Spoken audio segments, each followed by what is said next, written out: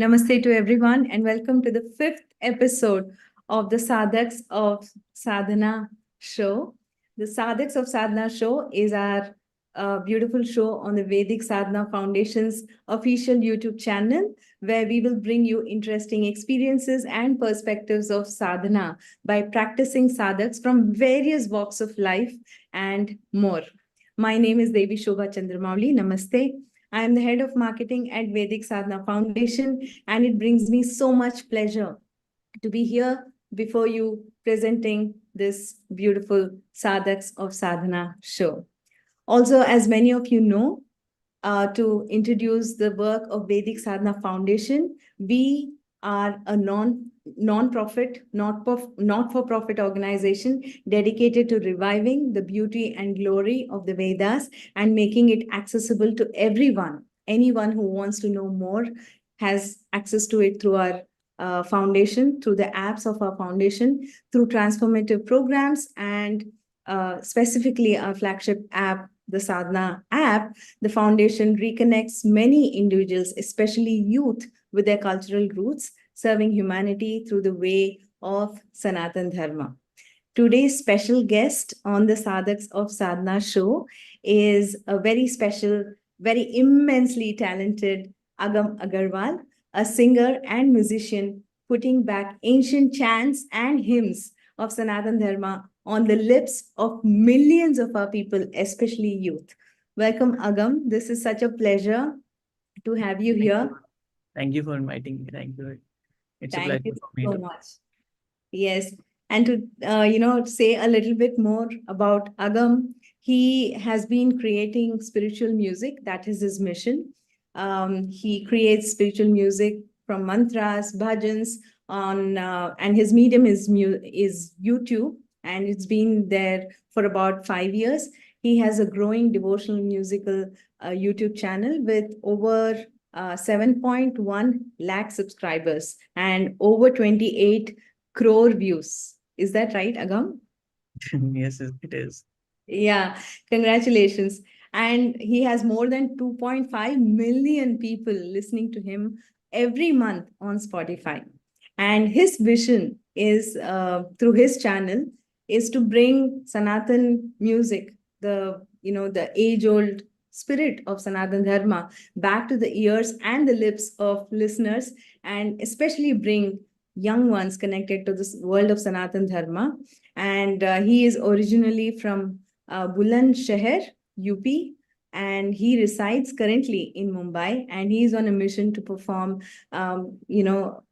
his beautiful music free of charge across India and abroad. And he's truly dedicated to spreading the true essence of Sanatan Dharma, and his passion for spirituality will be our main topic of discussion today, and it's very evident in the way his work flows and his passion in exploration of its depths and how he uses his medium of music to connect with people. And also he's very passionate about his travel and exploration of spiritual places. So once again, Agam, thank you very much for joining us and welcome aboard. Thank It you. is very awkward to listen about yourself for so long. But thank you so much anyway. Thank you so much. Right. So Agam, I would really, like you said, it's a long introduction, and so it's a very worthy introduction as well. And it's more so because of the mission that you have taken up. And the reason I say this is that from time immemorial, we have seen that in the course of history of Bharat, there were many phases in time and places as well where there has been this bhakti movement, where there have been very many movements of spiritual progress or spiritual movements that have sought to kind of go and mobilize the masses, and the predominant goal is to spread it in a simple manner, right? To let it percolate to the masses in a way that integrates with their language, even with their dialects, even with their ways of living every day.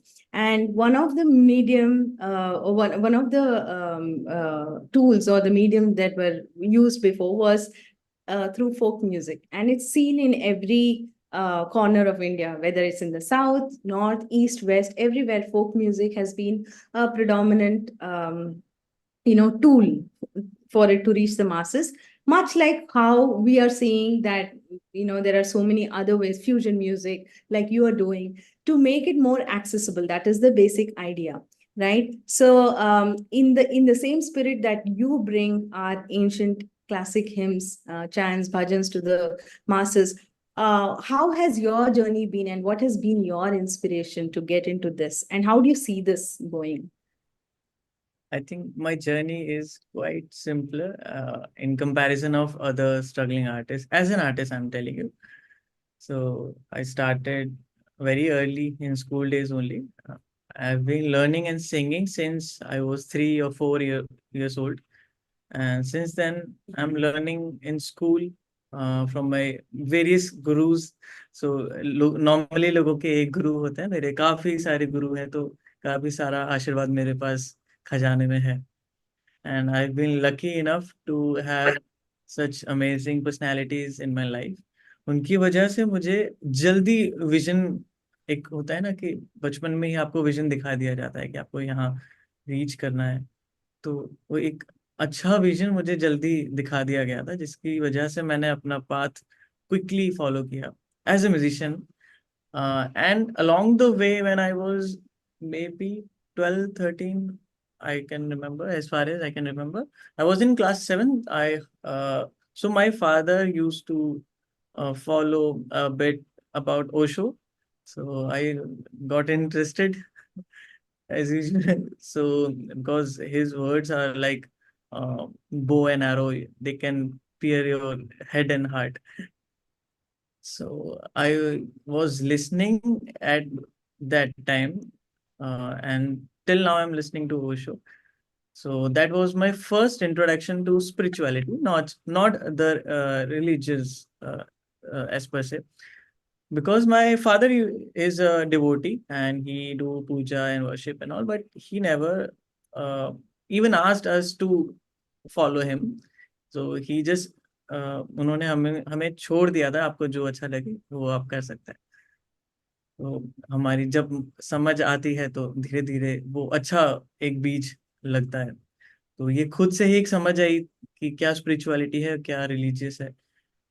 Beach along the way Shiva से introduction हुआ, कौन शिव है.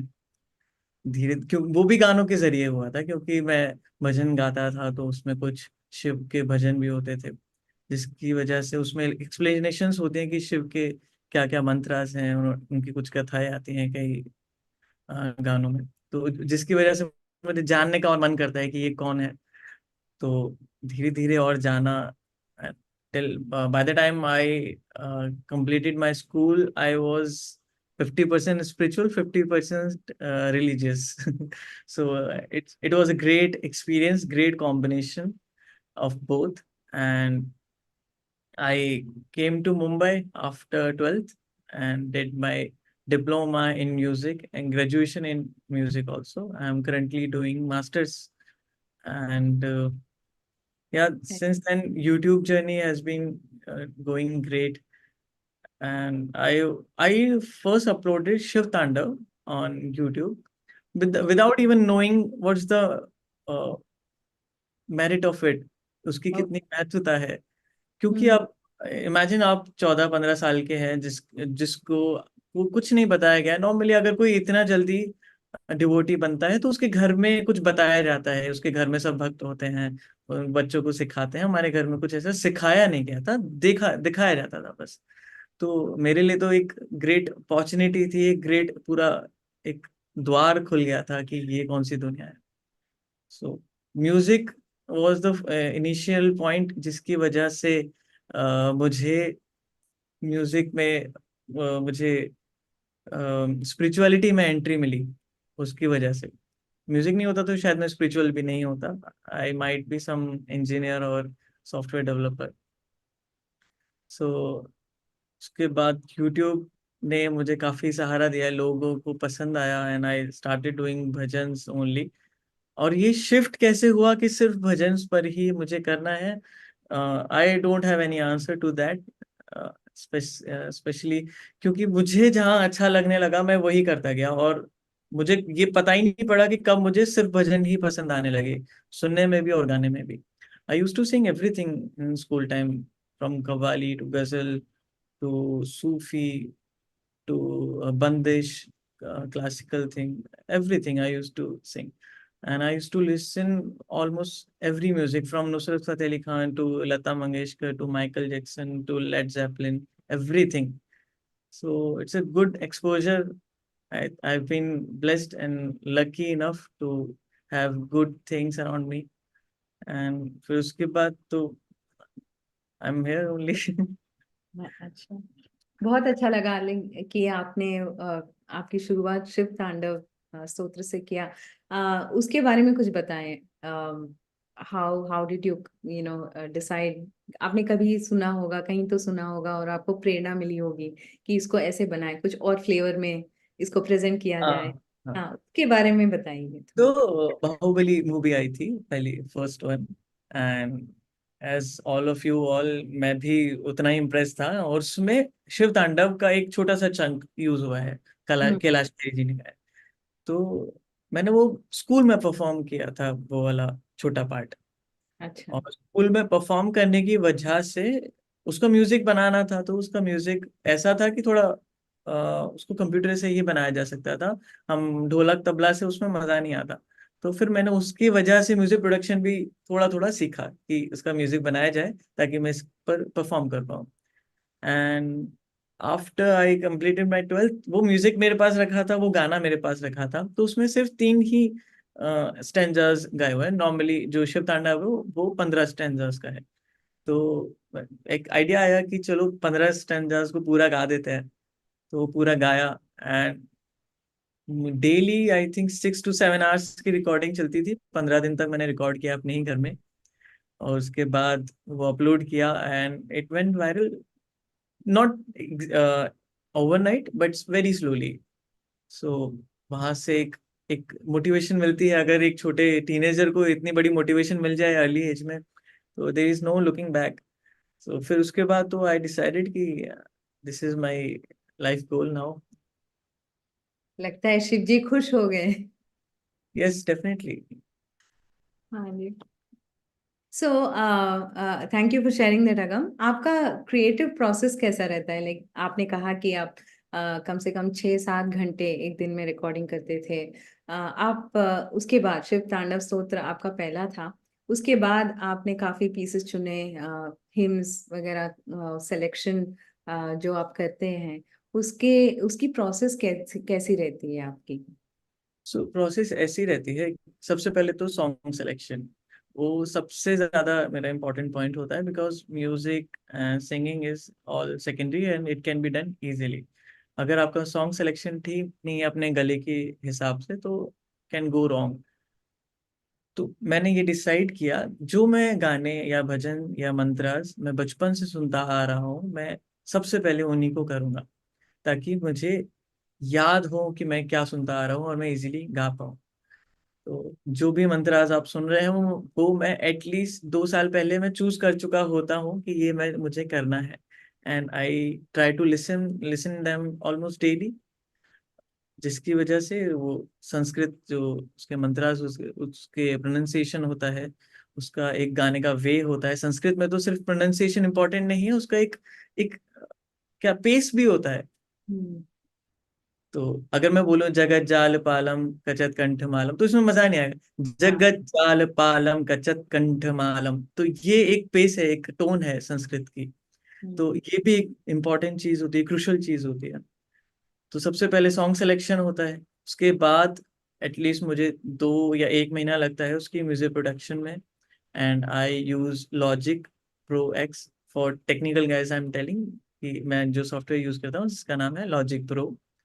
और third party plugins होते हैं जिससे rhythms बनाई जाती हैं, फिर म्यूजिक पार्ट बनाया जाता है।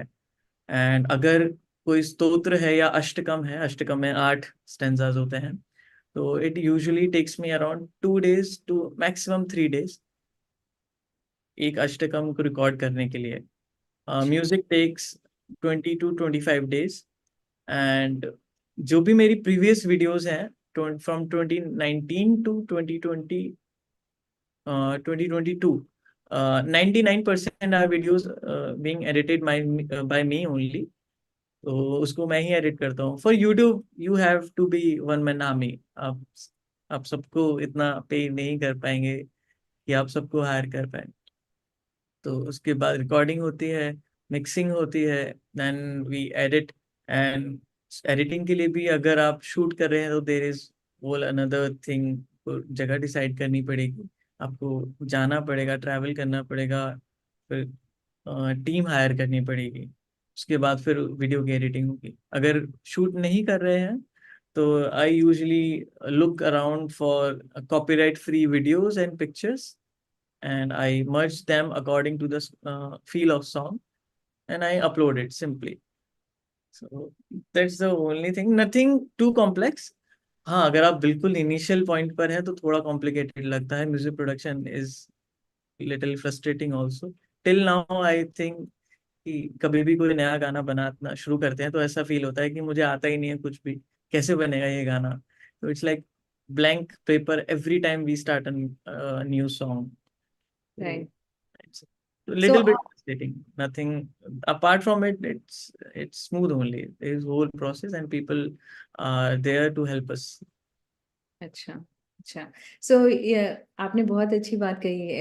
Every project starts from a blank state, right? Blank paper से लेके becomes a beautiful creation, right? So आपको कभी लगता है कि आप फ्लो स्टेट में चले जाते हो? क्योंकि जैसे कि आप कह रहे हो, this itself is like your Sadhana, because आपने कहा कि 2 साल तक आप एक चैंट को या एक भजन को सुनते रहते हैं, and then you decide to do it, and it becomes a part of your creative process much before it actually takes shape on in manifest for other people. So Hmm. आपकी flow state कैसे बनती है? And really we would also like to understand कि जब आप आपके भजन या hymns या चैंट्स या मंत्रास आप जब सिलेक्ट करते हो, तो आपकी चैलेंजेस क्या रही हैं? Hmm. Because you have to present it in a different way, in a way that it really appeals to the youth. तो Hmm. आपकी जो प्रोसेस है वो, और प्रोसेस और also challenges, like what are your considerations when you actually produce a piece? First point पर आते हैं तो अब बहुत बहुत अच्छी डिस्कशन हो सकता है इस पर। फ्लो कैसे बनता है? कई दो तरीके के गाने मैं चूज करता हूँ। एक होते हैं जो ऑडियंस को पसंद है, एक होते हैं जो मुझे पसंद है। 80% मैं वो करता हूँ जो मुझे पसंद है, लेकिन कई बार इतना ज्यादा प्रेशर होता है ऑडियंस का, and you have to respect them because उनकी वजह से हम हैं। तो कई बार वो भी करना करना होता है। जब ऑडियंस का करना होता है तो it's like me just doing the whole process, like 1, 2, 3, 4 all the stages and uploading it, and it does well because audience की डिमांड है तो उन्होंने किया है, वो सुनते ही है। सेकंड थिंग, जब मेरा आता है कि कोई ऐसे मुझे धुन अटक गई और कोई Mhm. लिरिक्स ऐसी आ गई, कोई म्यूजिक का लूप ऐसा मिल गया कि वाह इस पर तो क्या गाना बन सकता है। सो अभी रिसेंटली रिसेंटली नहीं, 6 महीने हो गए, एक मैंने सॉन्ग अपलोड किया था, विल्डर पे भी मैंने अपलोड किया है उसका वो सॉन्ग। सो रघुनंदन दीन दयाल हो तुम। सो उसकी स्टोरी ऐसी है कि मेरे पास लिरिक्स आई, एक मेरे फ्रेंड ने मुझे लिरिक्स भेजी थी। और वो शायद कुछ, आई थिंक होली का टाइम था। हाँ, आई थिंक होली का टाइम था। एंड कोई तो फेस्टिवल था, I am forgetting, I either it's Holi और मे बी रक्षाबंधन। सो मेरी फ्लाइट बुक थी जाने के लिए, एंड मेरी फ्लाइट 6 को बुक थी मंथ की, और मेरे पास गाना आया था 4th को। और उसके बाद वो गाना मुझे इतना ज्यादा पसंद आ गया, आई टोल्ड हिम दैट मैं इसको बना रहा हूँ, मैं नहीं जा रहा घर पे। वो वाली स्टेट अगर आती है ना तो इट्स लाइक मैजिकल। अब वो 3, 4 दिन जो ऐसे जाते हैं, और यू वोंट बिलीव, वो जो काम 20 दिन 25 दिन लेता है, उस दिन 20 मिनट में म्यूजिक बन गया था। मैं, Wow. हाँ, दूसरे ही घंटे मैंने रिकॉर्डिंग कंप्लीट कर ली थी, और फर्स्ट डे पर मेरा फर्स्ट ड्राफ्ट कंप्लीट हो गया था, जो 20 से 25 दिन लेता है। तो जब एक कॉम्पोजिशन ऐसी आती है जो दिल में जाती है, वो प्रोसेस इजी कर देती है।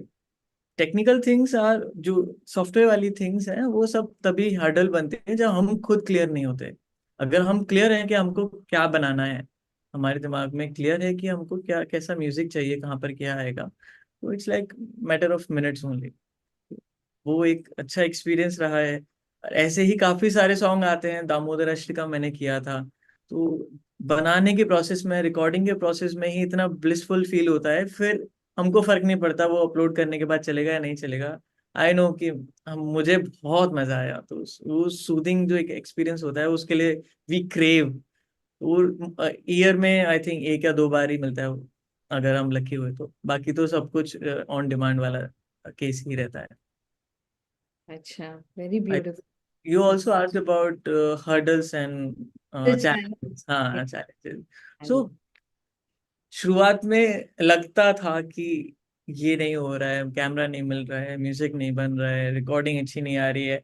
आई थिंक मेरा माइक सस्ता है इसलिए नहीं हो रहा है, मेरे इक्विपमेंट सस्ते हैं इसलिए नहीं हो रहे हैं, मेरे पास स्टूडियो नहीं है, लोग नहीं है करने वाले। बट जैसे जैसे टाइम बीतता गया, जैसे जैसे मैं खुद कंटेंट बनाता गया, मुझे रियलाइज हुआ कि आई थिंक एक इंसान काफी है, more than enough to produce whatever he wants if he is clear. Challenges तो आएंगे ही आएंगे, आपका माइक खराब हो जाएगा, आपका कैमरा खराब हो जाएगा, आपके प्रोसेस में पैसे खत्म हो जाएंगे, आपके लोग लास्ट मोमेंट पे आपको मना कर देंगे, नहीं हम नहीं आ रहे। तो ये इतना ज्यादा हो चुका है इन 3 4 5 सालों में कि we are so use to it. हम मैं अभी second backup, third backup, fourth backup सब कुछ लेकर चलता हूँ। फोर्थ फिफ्थ भी नहीं हुआ तो आई एम द वन, मैं खुद एडिट करके अपलोड कर दूंगा। तो बेसिक चैलेंजेस अब तो चैलेंजेस लगते भी नहीं है। तो one time I am remembering, हम बनारस में शूट कर रहे थे, and so the India India में एक चीज थोड़ी सी अभी फिशी है कि you can't fly drones, see. And सब लोग ड्रोन शॉट्स चाहते हैं, हम खुद भी चाहते हैं एज कंटेंट क्रिएटर। गवर्नमेंट ने कुछ भी वेबसाइट नहीं बनाई हुई है अभी, एक जहाँ पर आप जाकर अप्लाई कर लो। अगर आप ऑफिशियली जाओगे प्रशासन के थ्रू, अगर आप डीएम से बात करोगे या एसडीएम से बात करोगे, तो बहुत लंबा प्रोसेस होता है, उसमें भी आपको गारंटी नहीं है कि वो आपको परमिशन देंगे या नहीं देंगे। तो हम बनारस में हम गए थे, घाट्स में फ्लाई कर रहे थे, तो मैं धोती पहनकर तो यहाँ पे वहीं पर उड़ा रहा था ड्रोन को, और मैंने लगभग 20 मिनट ड्रोन उड़ाया। और उसके बाद 80 घाट पर ही मैंने उसको लैंड कराया। जैसे ही लैंड कराया वो हाथ पे आके पड़ा, पुलिस वाले ने उसको ऐसे पकड़ लिया, एंड ओह, उसने कहा आ जाओ आ जाओ। उस लिटरली साइड में, आपकी आपने धोती पहनी हुई है इसलिए हम आपसे प्यार से बात कर रहे हैं, चलो। अच्छा। हाँ, पुलिस स्टेशन से गए फिर वहां पर, एंड बात की, पूछा उन्होंने क्या करते हो, और उन बताया कि ये यहाँ पे अलाउड नहीं है, इलीगल है ये बेसिकली, अगर आप किसी उस जगह पर फ्लाई कर रहे हो तो। Same similar happened for Kedarnath. तो ये मतलब अब तो आई एम जस्ट फियरलेस, मुझे अब डर नहीं है ना, कैमरा खराब हो जाए, ड्रोन पकड़ लिया जाए, अब मुझे किसी चीज का डर नहीं है। जो करना है कर लो। मैं अब सीधे उड़ा फ्लाई करता हूँ, मैं सीधे अब शूट करता हूँ, और जो होगा देखा जाएगा। मैं उस वाली स्थिति में आ चुका हूँ कि अब डर ही नहीं रह गया है चैलेंजेस से। तो it's like part of it, अभी एंजॉय इट थरली। ब्यूटीफुल। कितना मतलब this is the state that every one desires to come through their work, right? That's what everyone wants to do. Definitely fearless, financially free, and आपके पास team है अच्छी, सुनने वाले लोग बैठे हैं आपके लिए, इंतजार कर रहे हैं। जी, आपके पास ये फ्री शूट कर रहे हैं क्या। yeah, absolutely.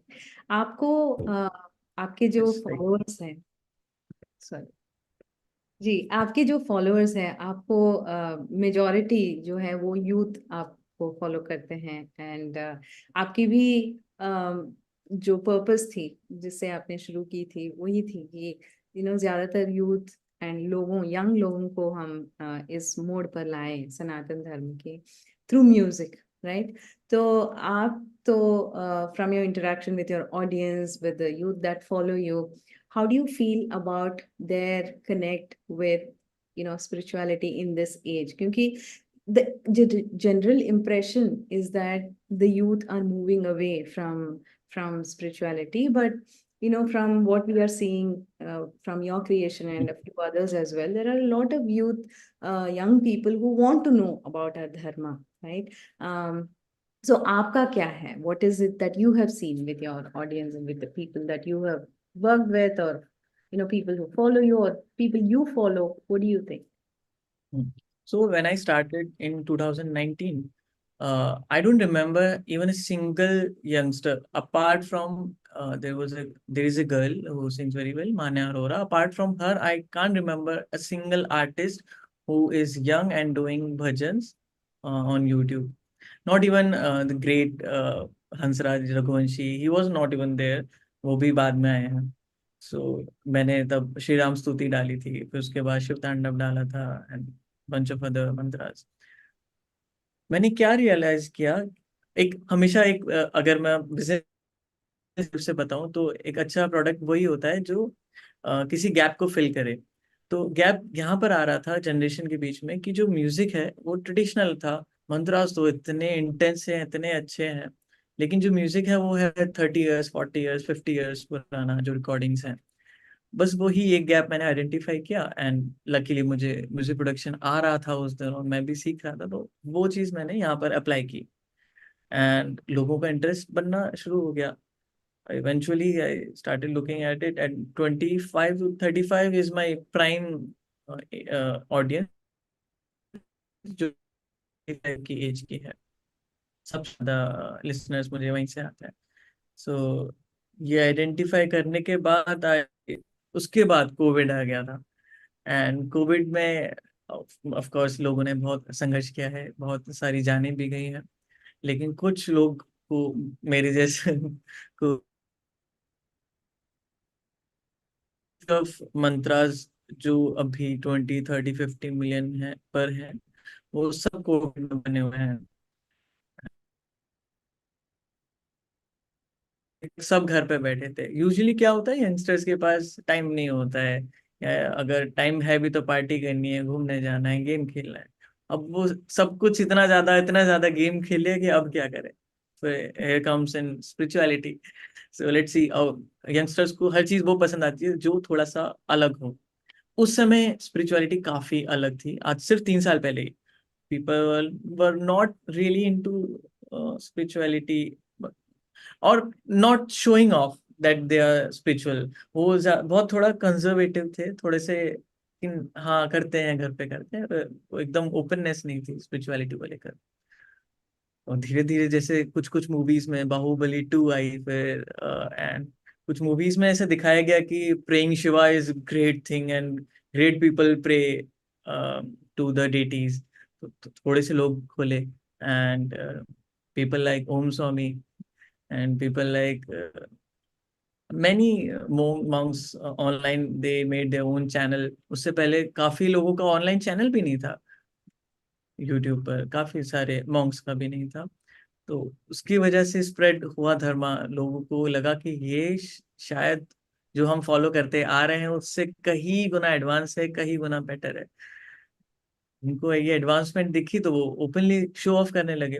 एंड जिसकी वजह से आज ये स्थिति है कि मेन स्ट्रीम आर्टिस्ट जैसे कि जुबिन नौटियाल से Vishal Mishra, Arijit Singh, you just name it, and मैं गारंटी दे सकता हूँ उन्होंने कोई ना कोई भजन गा रखा होगा टिल डेट.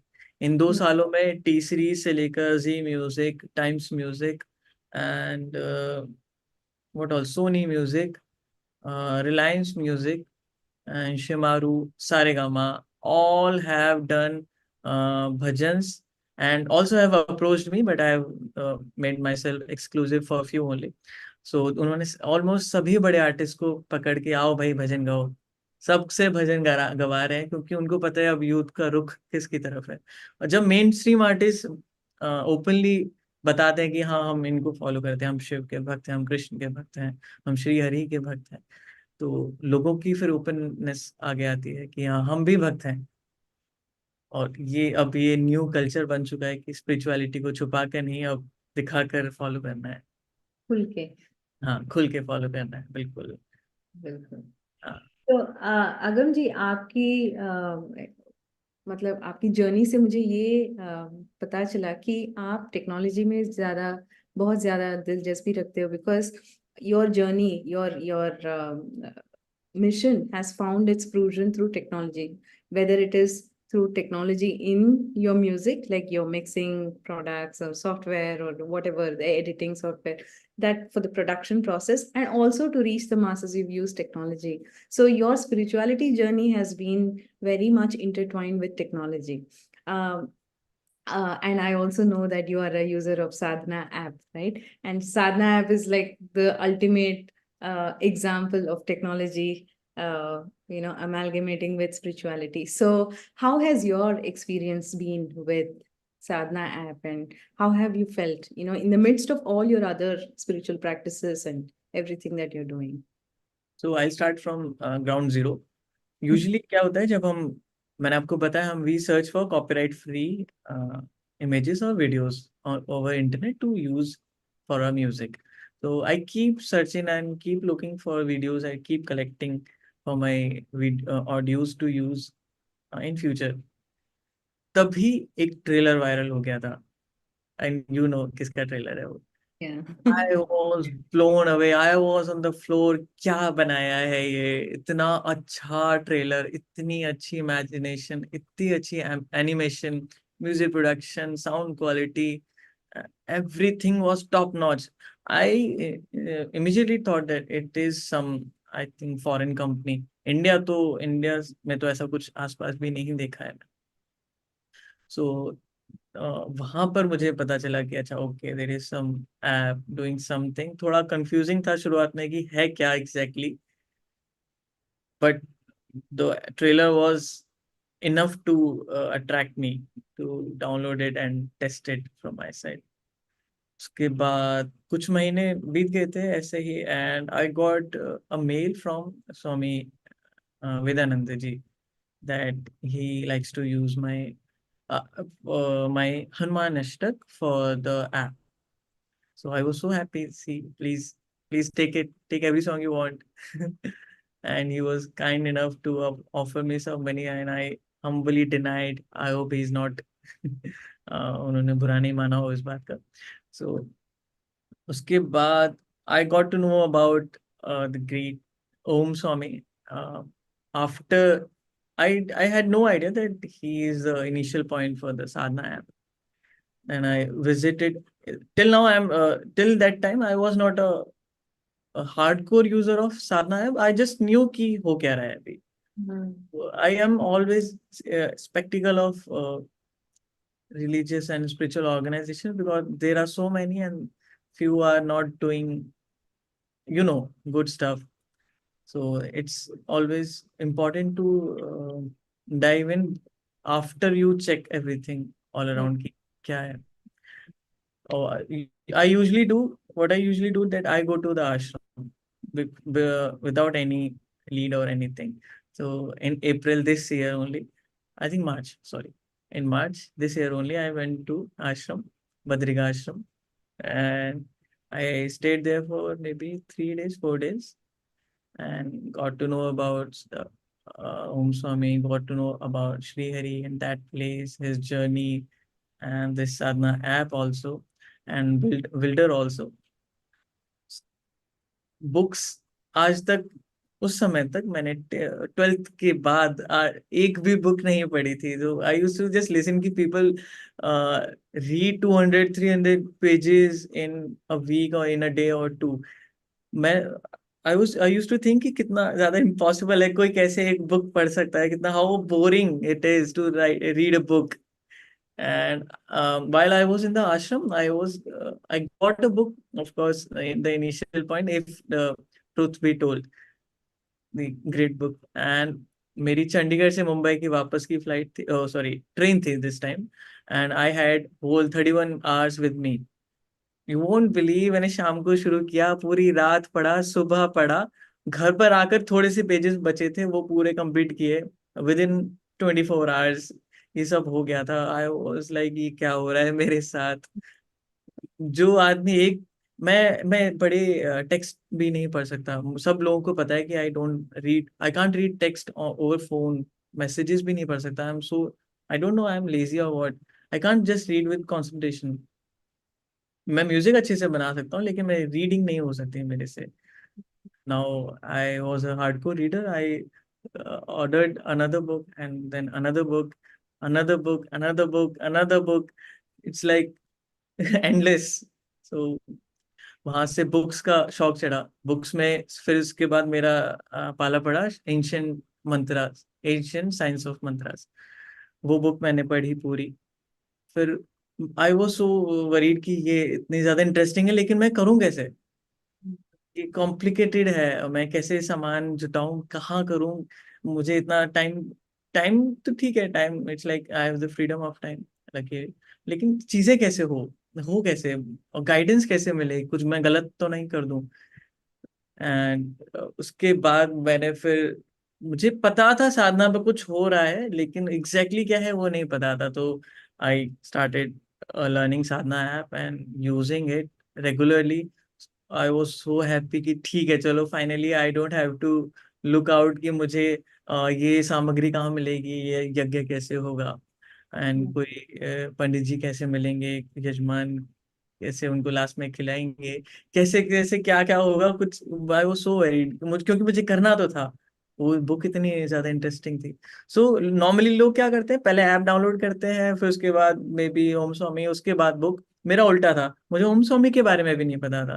तो पहले मेरी बुक थी, फिर ओम स्वामी, उसके बाद another book ancient mantras of science, ancient sciences of mantra, and उसके बाद फिर साधना ऐप. तो this was my journey to Sadhana app. फिर मैंने उसके ग्राफिक्स देखे. सो आपको पता है मैं टेक्नोलॉजी का फैन हूँ. I was blown away by the graphics, sound quality, music, the interface, so smooth, so advanced, और so appealing to the youth. अगर आप कहीं भी ऐसे देखते हैं ना कि कहीं भी ऑरेंज, ज्यादा ऑरेंज कलर है, झंडे का यूज हो रहा है, तो आई गेट डिस्कनेक्टेड कि हाँ ठीक है, थोड़ा सा अनप्रोफेशनल होगा शायद, अनऑर्गेनाइज्ड होगा ये. लेकिन ये इतना ज्यादा ऑर्गेनाइज्ड ऐप था. यहाँ पर ग्राफिक्स का इतना ज्यादा फ्रंट बैक एंड होता है और एक फ्रंट एंड होता है. हाँ, तो ये उसका फ्रंट एंड इतना अच्छा था कि कोई भी इंटरेक्ट करना चाहेगा उसके साथ. So great animations, great music, and I also shared it on my YouTube community. And I got to know after that कि लगभग 800 से 1000 लोगों ने डाउनलोड किया था Sadhana app. After I shared it I was so happy कि ठीक है चलो, कुछ तो मैंने कंट्रीब्यूट किया है. So Thank thank since you. then, I've been doing japas and mantras and Yeah, yagas on the app. I'm yeah. fan of that.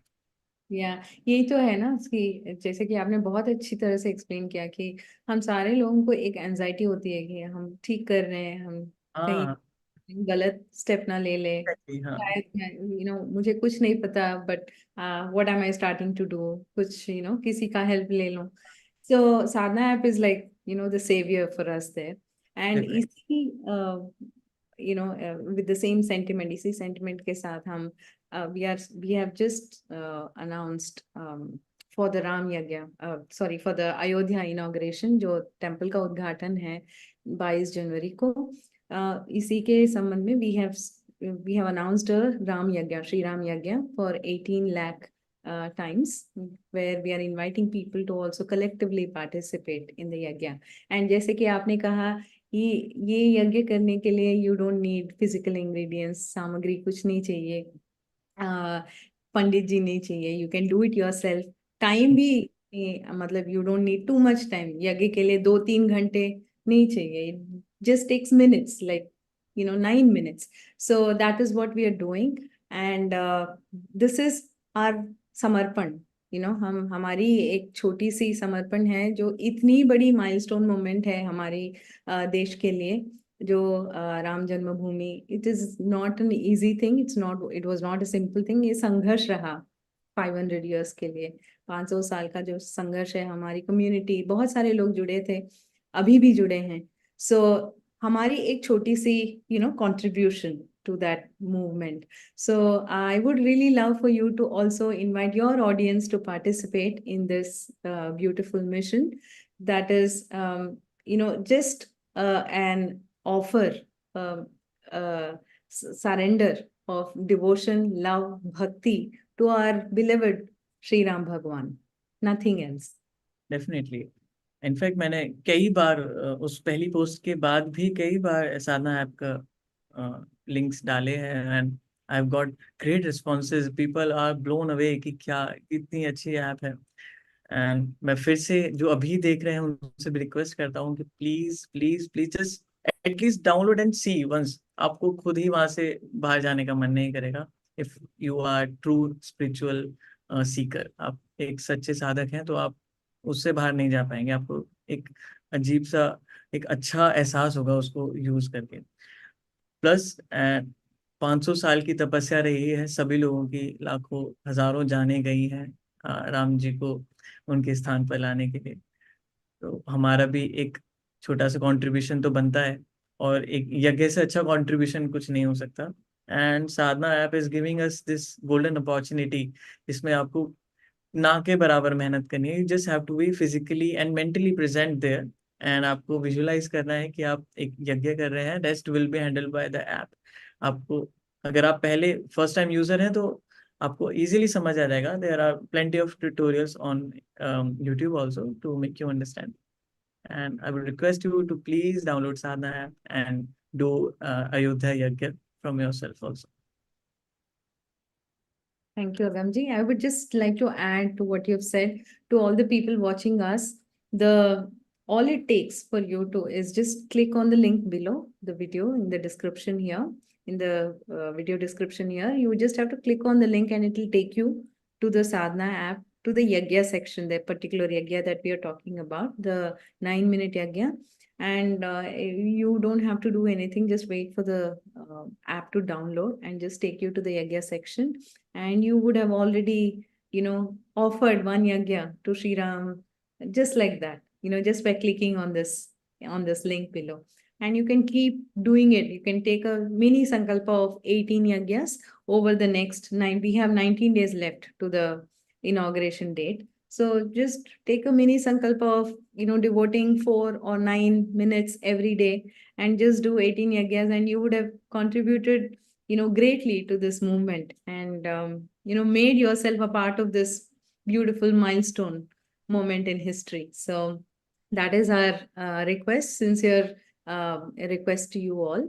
And thank you for joining us on this beautiful show with Agamji. It was a pleasure interacting with him. And we will be back with another episode of the Sadhaks of Sadhana show tomorrow, same time, with another very interesting, lovely guest on our show. So stay tuned, and thank you very much for your time. Thank you, Agamji. Thank you. Thank you. Namaste.